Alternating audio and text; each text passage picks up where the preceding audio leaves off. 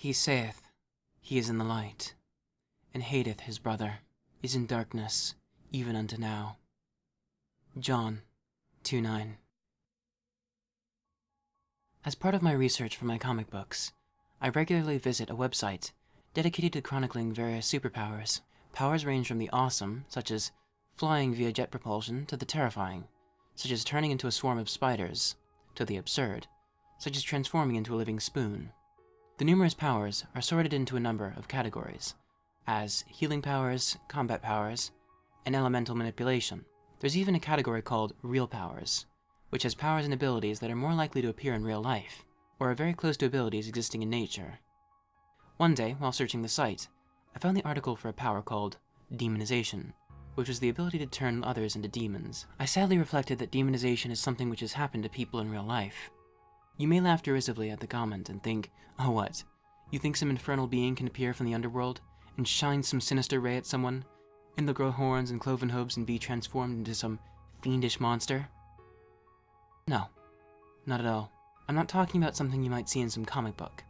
I'm referring to something more horrible, which is all too common. The process starts when someone develops a strong and irrational antagonism toward a certain group of people. It could be based on past wrongs committed by members of that group. It could be based on exaggerated and distorted, if not completely made up history, or it could be for no real reason at all. People talk about conflicts arising between people of different belief systems, religions, philosophies, political parties, economic systems, etc., races, ethnicities, nationalities, and the like. But while such conflicts have been common, it is foolish, even delusional, to assume that these are the only causes of the conflict.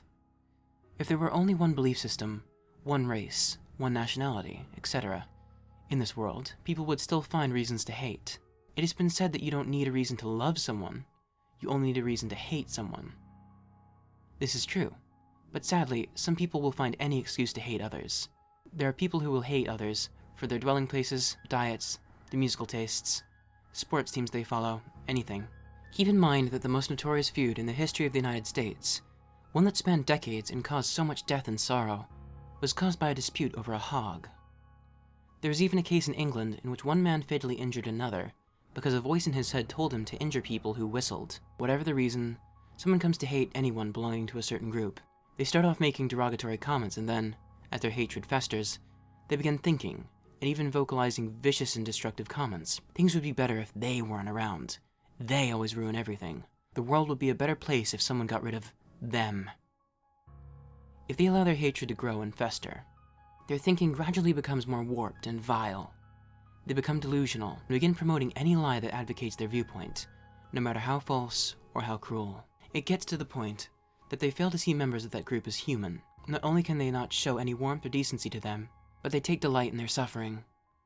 Whether it's a family losing their house in a disaster, or someone getting brutally attacked or murdered, elicits amusement in a self-righteous declaration of, they got what they deserved, or that'll show them, rather than the human sympathy that such tragedies should elicit. Eventually they decide such passive antagonism isn't enough, and they feel justified in committing cruel acts against the targets of their hatred. Threats, and calls to eliminate members of that group escalate into violence, beatings, killings, the burning down of occupied houses, torture, dismemberment, rape, depravity.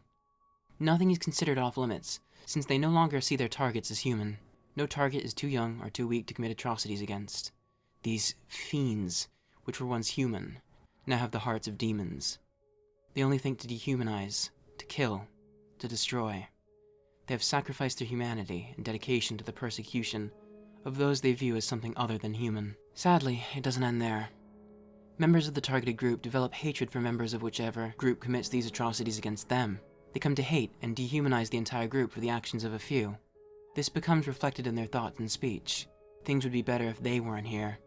They always try to ruin everything. The world would be a better place if someone got rid of them. Filled with rage against their oppressors, and feeling more and more that any action is justified against them, they too develop the hearts of demons, losing their humanity in the face of those who view them as something less than human. Those who have become demons thus turn others into demons as well. The good news is that this process can be stopped by consciously choosing to retain one's humanity and see the humanness of others. It can be reversed by turning from the trodden path of hatred and making a conscious effort and rediscover one's humanity while rejecting delusions and recognizing the humanity of others. one must always choose to retain and recognize humanity. Doing otherwise results only in the condemnation and destruction of oneself.